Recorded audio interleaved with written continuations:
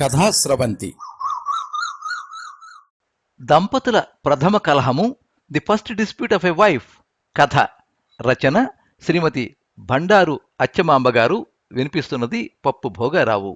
శ్రీమతి బండారు అచ్చమాంబ గారు కృష్ణా జిల్లా నందిగామ దగ్గర పెనుగంచిప్రోలులో వెంకటప్పయ్య గంగమాంబలకు జన్మించారు.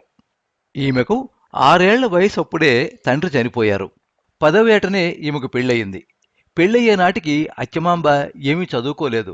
ఆమె తల్లి, తమ్ముడు కూడా ఆమెతో పాటే ఉండేవారు. ఆమె, తమ్ముడు ప్రముఖ భాషావేత్త శ్రీ కొమర్రాజు లక్ష్మణరావు గారికి చదువు చెప్పించారు. ఎంఏ చదివిన తమ్ముడితో పాటు కూర్చుని తానే చదువుకుంటూ తెలుగు, హిందీ నేర్చుకున్నారు.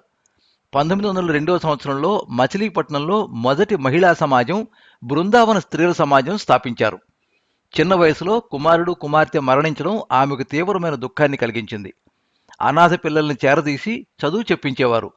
ఆమె ఇంట్లో ఎప్పుడూ 5-6 పిల్లలుండి చదువుకుంటూ ఉండేవారు. అచ్చమాంబ గారు అబలా సచ్చరిత్రమాల అనే గ్రంథాన్ని రచించారు. ఇందులో సుమారు 1000 సంవత్సరాల కాలంలో ప్రసిద్ధికెక్కిన భారత స్త్రీల కథలున్నాయి. ఈ గ్రంథాన్ని కందుకూరి వీరేశలింగం పంతులు గారు తమ చింతామణి ముద్రణాలయంలో ప్రచురించారు. గురదాడ అప్పారావు గారి కన్నా 10 ఏళ్ల ముందే 1902వ సంవత్సరం నవంబర్ నెలలో వీరు రాసిన కథ ధనత్రయోదశి. వీరు దాదాపు 1898 మొదలు 1904 వరకు కథలు రాశారు. ధనత్రయోదశి, సత్పాత్రదానము, బీద కుటుంబం, దంపతుల ప్రథమ కలహం, కథలు, స్త్రీ విద్య, స్త్రీల ఆత్మగౌరవం అంశాలతో చిత్రించారు. హిందూ సుందరి, తెలుగు జనానా పత్రికల్లో ఆమె కథలు అచ్చయ్యాయి. 1905వ సంవత్సరం జనవరి 18వ తేదీన 30 ఏళ్లకే మరణించారు అచ్చమాంబ గారు.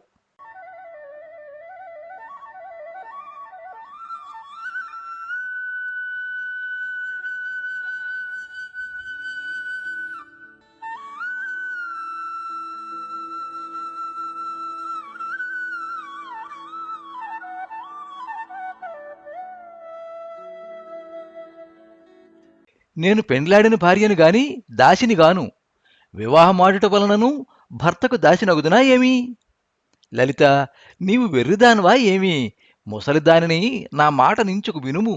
నీవిటువంటి మాటలు అనకూడదు. అమ్మమ్మ, నేను నా భర్తకు విక్రయింపబడిన పరిచారికనేమో న్యాయముగా విచారించి నీవే చెప్పు. నీవు నీ పతి యొక్క పట్టపుదేవివే, గృహలక్ష్మివే, దాసివి గావు. అయితే ఆయన నన్ను గృహ యజమానురాలిగా నుంచి మన్నించి ప్రేమింపవలయుని కదా. అట్లు చేయక ఇచ్చవచ్చిన పనులన్నీ నన్ను చేయమని నేను చేయుదునా ఏమి? నీవిప్పుడు మాటలాడు ధోరణి ఇంచుకు నీ పతి విన్నచో అతనికి నీ యందలి ప్రేమ హెచ్చునా? హెచ్చుగాకున్ననేమి? అమ్మమ్మ, ఇది మీ కాలం కాదు. ఇప్పటి కాలంలో వివాహం కాగానే మేము గృహిణీ పదమును కర్కురాండ్రం మగుదమే కాని ధనమిచ్చుకొన్న బానిసలము కాము. మా వంటి పత్నులు పురుషుల అహంభావం ఎంత మాత్రము సహింపజాలరు. లలిత, నీవిదివరకేమో చాతుర్యవతివని అనుకొనిచుంటిని, కాని ఇట్లు వెర్రుబాగుల దానివని నేననడం అనుకోనలేదు. ఈ తెలివి తక్కువతనమునకు తగిన ప్రాయశ్చిత్తం అనుభవింపకపోవు. ఇప్పటి తగువులోని తప్పంతయు నా మనుమనిదేనా, లేక నీదేమైననున్నదా? నీకు నీ స్వాతంత్ర్యము తెలిసినంత చక్కగా నీ కర్తవ్యము తెలిసి ఉండినా ఎంత చక్కగా ఉండేది. కర్తవ్యము నెరిగిన వారిట్టి పలుకులెన్నడను పలుకరు. నీ పెనిమిటి కోప స్వభావుడైనను నీవు నీ శాంత స్వభావం వలన అతని తామస ప్రవృత్తము మాన్పింప ప్రయత్నింపవలెను. నిన్నతడు అవమానించడం నాకును నసమ్మతమే. కాని ప్రథమమును నీవేమైనా నాతనికి కోపము తెప్పించినట్టి మాటలు అనకుండినచో నీవిట్లు కోపగించునంతటి తగువే కాకయుండును. ఇందువలన మొదటి అపరాధము నీదే అని తోచెడని. నా మాట విను. ఈ దినమునందు నేను నీ దగ్గరకు రా నిశ్చయించుకుంటుని కదా. దీనిని విని ఊరకుండక నన్ను తనతో కూడి నాటకశాలకు రమ్మని ఆయన బలవంతమేల చేయవలను. నేనొకసారి నిశ్చయించిన కార్యము నీవలి సూర్యుడావల పొడిచినను విడుచుదాననుగానను సంగతి నీకు తెలిసినదే. సరే కాని నీ భర్త స్వభావము నీ స్వభావం వంటిదే అయి ఉండును. కాననిట్టి సమయములందు మీరిరువురును మీ స్వాతంత్ర్యములను హెచ్చింపుచుండినచో కలహము ముదిరి గృహమొక అరణ్యం వల నుండి దుఃఖప్రదమగును. ఇందువలన మీలోనెవరైనా ఇంచుక మెత్తబడి రెండవ వారి మాటనే సాగనిచ్చుచుండినచో వారును నొకప్పుడు మీ నిశ్చయమునకు విఘ్నము కలిగింపకుందరు. అట్లు లొంగవలసిన వారిలో నీవే మొదటి దానివైనా నీకేమి లోపము? నీవు నా దానివని నేనీ మాటలను నీతో చెప్పుకుంటుని. అందుకు నీవు నాకు సమాధానం చెప్పి ఓదార్చుటకు మారు నన్నే చీవాట్లు పెట్ట మొదలుపెట్టితివి. నా అదృష్టమే అట్టిది. ఎవ్వరునూ నాకు అనుకూలముగా మాట్లాడరు అని లలిత ఏడువనారంభించెను. నాటక గృహమున కరిగి ఇచ్చట నాటకమును చూచుచున్న నారాయణరావు మనస్సంతయు స్థిమితము లేకయుండెను. అతడ జరుగుచుండిన నాటకం అధిక మనోరంజకమయ్యూ నాయన మనమును ఆకర్షింపజాలకుండెను. నారాయణరావు భార్యతో కలిసి కాపురము చేయనారంభించి 2 నెలలే అయ్యెను. ఆయన పట్టపరీక్ష యందు కృతార్థుడైన పిదప రాజమహేంద్రవరమునందు నెలకు 100 రూపాయల వేతనము గల ఉద్యోగములో ప్రవేశించెను. ఆయన తండ్రిగారును గొప్పవాడయి విశేష ధనమును సంపాదించినందున జీతము కాక వారికి వేరుగా కొంత ధనము సంవత్సరమునకు వచ్చుచుండెను. నారాయణరావు గారి ఇంటిన ఒక వంట బ్రాహ్మణును ఒక పనివాడును నుండిరి. కాన లలితకి ఏ పనియునూ లేక సుఖముగా నుండి ఇంత వ్యవస్థను చక్కబరచుట, పతితో కలిసి ముచ్చటించుటయే పనిగా నుండెను. ఇంత సౌఖ్యము కలిగి ఉండినను ప్రతి తడవ తన మాటయే జరుగువలనని తలచు బాలస్వభావము గల లలిత వలన ఆమెకు గాని ఆమె భర్తయగు నారాయణరావునకు గాని ఈ ఆనందము కలుగుకుండెను. ఆ నూతన దంపతులు ఇరువురునూ కలిసి నాటకమును చూడవలనని వారికి అనేక దినముల నుండి ఇచ్చ ఉండెను. ఈ సమయమునందు ఒక నాటక సమాజం వారు ఆ గ్రామమునకు వచ్చి యుత్తమములనబడు తమ నాటకములచే విశేష ధనమును ఆర్జింపుచుండిరి. మిత్రుడి ఆలోచనల వలన నారాయణరావు ఆ దినమున నాటకము చూడ నిశ్చయించి తను భార్యాసహితుడనే వచ్చదనని వారి వారి భార్యలను వారు కూడా తీసుకుని వచ్చినట్లు ఏర్పాటు చేసిన వారలతో చెప్పి ముందరి కుర్చీల టిక్కెట్లు 2 తీసుకొని ఆ సంగతి తానకస్మాత్తుగా చెప్పినచో తన భార్య విశేషయానంద పరవశయోగునను తలచి ఉప్పొంగుచూ ఇంటికి వచ్చెను. అట్లు వచ్చి నారాయణరావు నేడొక క్రొత్త నాటకమును చూడబోవలను, కాన త్వరగా భోజన ప్రయత్నము చేయించుము. ఈ నాటకమునకు మన విరువురము పోవలేనని సంతోషముగా భార్యకు చెప్పాను. లలిత కోపముతో నాటకం చూడబోవలైనా ఎవరు పోవలేను అని విసుగుకొనెను. అంతతో నారాయణరావునకు గల సంతసమంతయు నడుగంట నతడు ఒక విధమైన విన్నదనము తోప మనం ఇద్దరము పోవలేను అనియను. లలిత మీరొక్కరు చూడబండు, నేను రాను అని విదిలించెను. నారాయణరావు నీవు రావలను, రాక తప్పదు. నేడు మనకిరువురికై ధన వ్యయం చేసి టిక్కెట్లు తెచ్చి తిని. లలిత మీరొక్కరే చూడబండు, టిక్కెట్లు కొన్నప్పుడు నన్ను అడిగితిరా? నేడు నేను వచ్చుటకు వీల్లేదు, వేరొక స్థలమునకు పోవలను. నారాయణరావు నీవన్నది నిజమే, కాని మిగుల నేను టిక్కెట్లు తీసుకుంటుని గాన నీవు తప్పక నాతో రావలను. పోవలసిన స్థలమునకు రేపు పోవచ్చును. లలిత నేను మీతో రాను, నేను అనుకున్న చోటికే పోయేదను. నారాయణరావు కోపంచే కన్నులెర్రబడే ఇది వట్టి మూర్ఖత అనెను. లలిత మొగము చిట్లించుకుని నా ఇష్టము అనెను. నారాయణరావు మరల శాంతమును అవలంబించి భార్యను చూచి నేను చేసిన ఈ పని చూచి నీవధిక సంతోషం పొందేదువని తలచితిని. నాటకము త్వరగా నాడ ప్రారంభింతురు, నీవును త్వరగా భోజనము చేసి నాతో వచ్చుటకు సిద్ధమగుము. నా స్నేహితులు సహితము భార్యలతో కలిసి అతడికి వచ్చెదరు అనెను. లలిత మీ ఇష్టం నెరవేర్చడం నా చేత కాదు, కేవలం మీ ఇష్ట ప్రకారమే నడుచుటకు నేను మీ బానిసను గాను. భార్య యొక్క ఈ మాటలు విన్నతోడనే నారాయణరావునకు పట్టజాలన కోపం వచ్చెను. అంతన అతడు దిగ్గున లేచి దుస్తులను తొడగికొని ఆ నాటక గృహం వైపునకు నరిగెను. భర్త ఇల్లు వెడలిన తోడనే లలితయు శాంతహీనముగా మనసుతో లేచి ఆ గ్రామమునందే ఉన్న తన ముత్తువ ఇంటికి నరిగెను.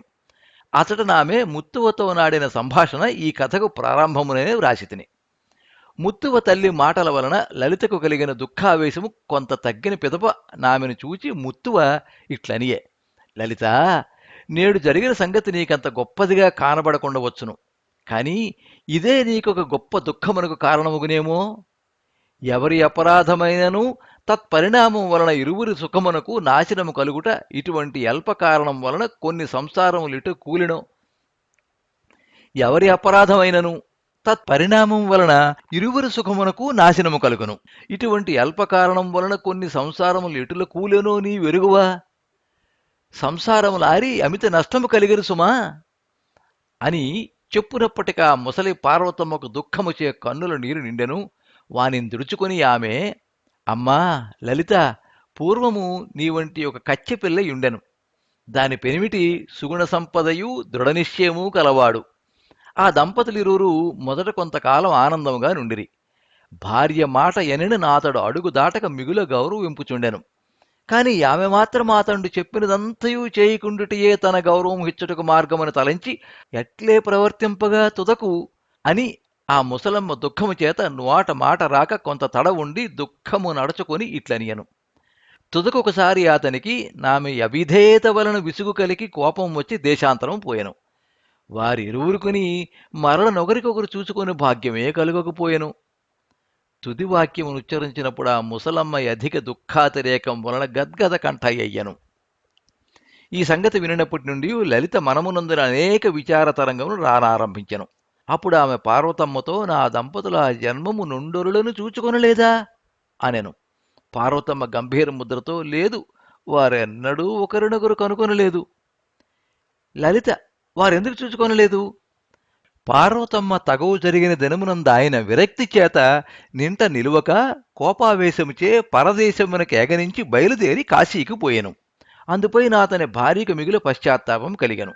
కాని పని మిగిలిన పెదవ పశ్చాత్తాపం వలన లాభం లేదయ్యను. కాన ఆమె జన్మమంతయు దుఃఖంపుచుండెను అని పార్వతమ్మ దుఃఖమును ఆపుకొనలేక వెక్కి వెక్కి ఏడువసాగెను. ఆమె కన్నీరు వరదలై పారజొచ్చెను. దీనిని విని లలితకు భయం వలన దేహము కంపమెత్తసాగెను. మొగము వెలవెలబారెను. తొట్రుపాటుతో ముత్తువనుగని అమ్మమ్మ నీవు చెప్పిన ఈ కథ నిజమైనదా అని అడిగాను. పార్వతమ్మ నిజమైన సంగతినే నీకు చెప్పి తిని అట్టి దౌర్భాగ్యురాలకు స్త్రీని నేనే.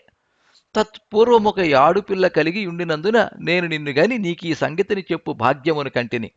అప్పటి మా కలహమును ఇట్లే క్షుద్రమైనదియే కాన నీవు నా నిజానుభవమును విని తెలివి తెచ్చుకుని నేడిందులకై అతనిని వేడుకొని ముందెప్పుడిట్లు చేయనని ఒప్పుకొనుము.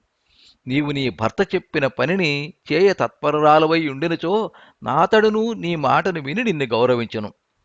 మన మిత్రులను మన్నింపనుచో వారు మాత్రము మన నేల మన్నింపనింతురు. లలిత భీతిల్లి అమ్మమ్మ నా భర్త నేటి నుండియే నాకు దర్శనమీయకుండునేమో. పార్వతమ్మ నీవింత భయపడనక్కరలేదు. నీ పెనిమిటి తప్పక వచ్చును. ప్రథమ కలహమునందే సంసారమును విడుచు ముంగోపులగు వారు బహుకొద్దిమంది కాని ఇదే ప్రకారము కలహములింకను జరుగుచుండినచో నొక దినం అంత పని కాకమానదు. ఇట్లు కాకుండుటకై కదా నేను నీకింతగా బోధించినది. నా మనుమడి ఇంటికి వచ్చిన తోడనే నీవతనిని క్షమింప వేడుకొనుము. నీవు నా యొద్దకు రాక అతడు చెప్పిన మాట వినియుండిన ఎంత బాగుండును. లలిత నీవన్న మాటనే నిజమే. నేడు నేను తగవునకు మూలమునైతిని. ఇక ముందెప్పుడు నేనిట్లు చేయను. భర్త పరదేశమునకీగునేమోయను భీతి మనమునందు ఉద్భవించిన పిదప లలిత మనసు ఎంతమాత్రము స్థిమితము లేకయుండెను. ముత్తువ చెప్పు సమాధానం వలనైనను శాంతి కలుగలేదు. ఆ భయంకర విచారం వలన నామె దుఃఖమినుముడించి కన్నుల నుండి ఎసరు రూపంగా వెలువడసాగెను. అంత నామె అర్ధరాత్రమునందు బయలుదేరి తన ఇంటికి వచ్చి భర్త రాకెదురు చూచిచుండెను. అప్పుడు లలితకు క్షణముకు ఏడుగా తోచిచుండెను. ఆమె గడియ గడియకు బయటి ద్వారము తెరిచి ఇటునిటు చూచి నిరాశ చెంది లోనికి పోవుచుండెను. అతడు నారాయణరావు నాటకశాలలో కూర్చుండెను గాని యా నాటకము చూచుట ఎంద అతనికి ఉత్సాహము లేక యుండుట వలన నది నీరసముగా తోచెను. అతడు తన మనమునందిట్లు చింతించెను. నేను నా భార్యపై నింత అధిక ప్రీతి కలవాడనై ఉండినను నది నేను చెప్పిన ఈ చిన్న మాటనైనా వినకూడదా అని వితర్కించి ఎచ్చటి నుండి లేచి గోదావరి ఒడ్డున కరిగాను. గాని ఎచ్చటి చల్లని గాలి వలనను నాతనికి చిత్తశాంతి కలుగలేదు. నేనింక గృహమును కరుగను. అతడికి పోయినందున లాభమేమి? ప్రతి మాటయు తన ఇష్టప్రకారమే జరుగవలనను భార్యతో జగడమాడనా? నేను నా భార్యను తీసుకుని వచ్చేదను గాన మీరును మీ సతులను కొనిరండని చెప్పినందుకు తప్పక వారు వారి పత్నులను తీసుకువచ్చిరి. నేను చెప్పినది తప్పక విని నాతో కలిసి వచ్చుననుకున్న నా భార్యే నన్ను ఇట్లా అవమానపరిచెను. ఇట్టి దానితో కలిసి కాపురం చేయుట కంటే నేనిచ్చటనే కొంత దవ్వుండి ఎటకైనం బోయేదగాక అని నారాయణరావు విచారింపుచుండెను. ఇంట నుండి పతి రాకకెదురు చూచుచున్న లలితయు నాతడు వచ్చుట నిశ్చయము కాదని తలచి తాను నాటక గృహమున కరిగి భర్త వార్త నరయనించెను. కాని ఇట్టి రాత్రి సమయమునందొంటరిగా నెటగేగుటకు తోచకుండెను. తన పతి తన్ను విడిచిపోవునను విచారం వలన ఆమె మనమునకు భ్రమ కలుగుచుండెను. నేడింటికి వచ్చినచో నా యావచ్చక్తిని వినియోగించి నా పతి కోపమును శమింపజేసి మరల నెన్నడి నీటి ప్రసంగం రాకుండా కట్టుదిట్టములు చేసేదనని ఆమె తలంచెను. ఇంటనున్న పరిచారకులనందరినీ అదివరకే యజమానుని వెదకుటికి పంపినందున తాను పోయి వెదుకువలనన్నచో తనకు తోడు వచ్చువారు లేరైరి. తుదకు విసిగి ఆమె కొంచెము మంచముపై వ్రాలెను. అంతలో ఆమెకు ఒక భయంకరమైన స్వప్నము కానబడెను. అప్పుడు భీతిచే నరచుచు ఆమె మేలుకొనియను. ఇంకనూ నారాయణరావు రాడయ్యను. ఆయన రాకకు ఆలస్యమైన కొలది లలిత దుఃఖము విస్తరిల్లుచుండెను. అంతనామె మెల్లగా లేచి దీపము వెలిగించి ఆ దీపము నడమ చేతితో పట్టుకుని సేవకులెవరైనా వచ్చి ఉందరిని తలుపు తెరిచి బయటి పంచపాకలోనికి వచ్చెను. అప్పుడు అచటనున్న బల్లపైనెవరో పరుండినట్టులా కానుపించినందున నామె దీపము నా బల్ల సమీపమున కొనిపోయెను. దాని వెలుతురున నా నిదురించినది తన భర్తయ్యేనని ఆమె తెలుసుకొనెను. అందుపై లలిత మిక్కిలి దీనస్వరముతో, నా అపరాధమును క్షమింపుడు, నేనిక ఎన్నడనూ నీటి అపరాధము చేయను అని అతని పాదములకు మొక్కెను. ఆమె పాదములనంటిన వెంటనే నారాయణరావు మేలుకుని ఆమె ఓదార్చెను. గోదావరి ఒడ్డున తిరుగుచుండగా నారాయణరావు కలిగిన దుర్విచారము వివేకం వలన సద్విచారమై మరలనింటికి పోవలేనని బుద్ధి పుట్టించెను. అంతనాయన గృహమునకు వచ్చి తనకు కోపం వచ్చినదని లలితకు చూపవలేనని బయటనున్న బల్ల మీదనే పరుండెను. అప్పుడే లలిత వచ్చి ఆయనను గాంచి క్షమాపణ వేడుకొనెను. ఆ దినము నుండి లలిత తన దుస్వభావమును మార్చుకొనినందున మరల నెన్నడునూ వారికిట్టి కలహము జరుగక వారు సుఖముగా నుండిరి. ఇందువలన వారి ప్రథమ కలహము అంత్యకలహమయ్యను.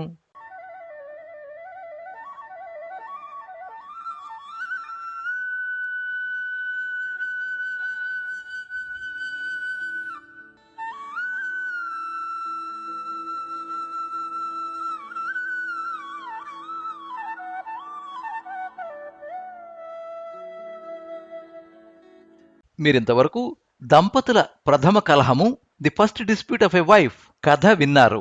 రచన శ్రీమతి బండారు అచ్చమాంబ గారు. వినిపించినది పప్పు భోగారావు. ఈ కథ 1902 సంవత్సరం జూన్ నెల హిందూ సుందరి పత్రికలో ప్రచురితమైంది. కథానిలయం నుంచి సేకరించబడింది.